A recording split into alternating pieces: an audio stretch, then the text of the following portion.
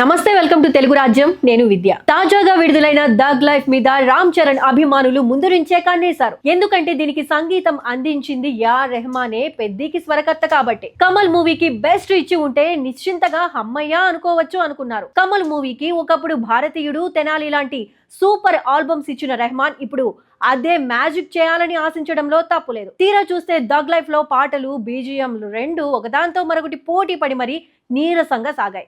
అక్కడక్కడ తన మార్కు కొంత కనిపించినా ఓవరాల్ గా చూసుకుంటే మాత్రం నిరాశపరిచిన మాట వాస్తవం. మణిరత్నం అంతటి లెజెండరే రెహమాన్ నుంచి బెస్ట్ రాబట్టుకోలేకపోతే ఇక బుచ్చిబాబు లాంటి ఒక్క సినిమా దర్శకుడు ఎలాంటి ట్యూన్స్ చేయిస్తాడనే సందేహం రావడం సహజమైన విషయం. పెద్ద టీజర్ ఆ భయాన్ని కొంత మేర పోగొట్టింది. చిన్న వీడియోనే అయినా రెహమాన్ ఇచ్చిన స్కోర్ బాగా కుదిరింది. బుచ్చిబాబు వెంటపడి మరి 2-3 ట్యూన్స్ వద్దనుకున్నాక ఇది ఫైనల్ అయ్యిందని, అదే తరహాలో పాటలు కూడా తీసుకుంటాడనే నమ్మకం మెగా ఫ్యాన్స్ లో బలంగా ఉంది. అసలే రెహమాన్ కు తెలుగులో స్ట్రైట్ బ్లాక్ బస్టర్ లేదనే నెగిటివ్ సెంటిమెంట్ సూపర్ పోలీస్ నుంచి కొమరం పులి దాకా కొనసాగుతూనే ఉంది.